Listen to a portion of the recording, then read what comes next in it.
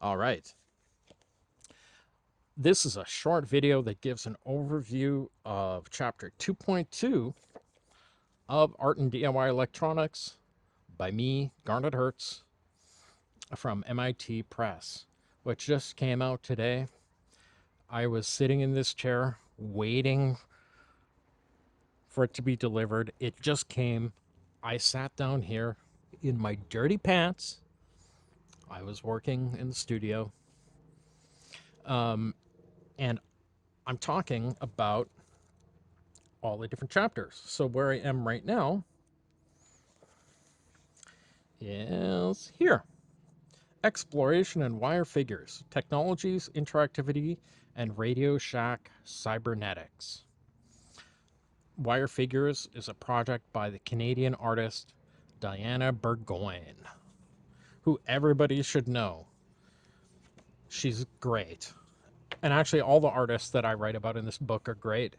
And I wish that there were like 10 more books written about each of them, because I think that they deserve it. So, I talk about interactivity, cybernetics, and people learning stuff through guidebooks. Um, so the main project that I talk about in this chapter is a project called Wire Figures. It is a sculptural piece with these two kind of human forms that interact. One of these forms interacts to light, and people casting shadows on it to create sound.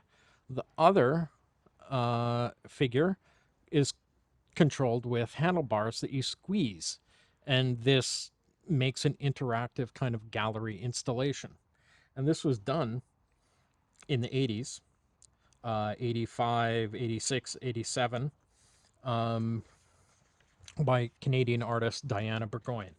So, and this is important because she had used guidebooks like Forrest Mims' electronics books from Radio Shack, Introduction to Electronics, that showed very kind of basic circuits that helped people build their own kind of cybernetic technologies. And I talk about the history of cybernetics.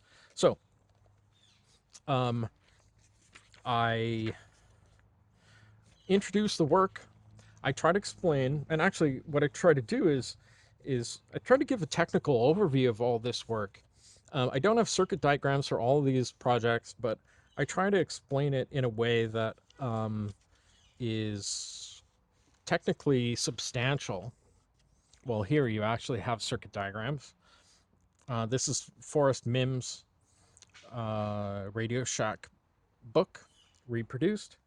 And I talk about how people and artists did a lot of innovative technological production by going to Radio Shack in the 70s, 80s, 90s, buying these guidebooks, building stuff, and exploring interactivity.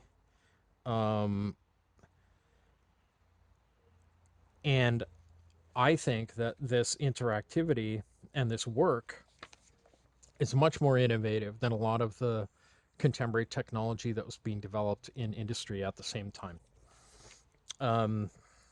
I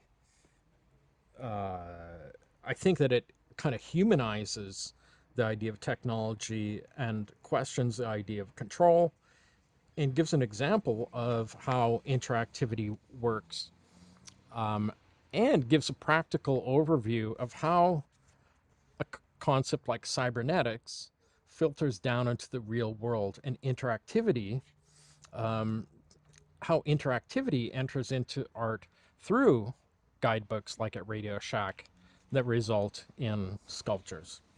So, and the idea of a system, the idea of a system aesthetic, or the idea of interactivity as an aesthetic, and that people should touch and work and play and interact with artwork, is a theme that goes through a lot of DIY practice and electronic art practice in the 20th century and beyond.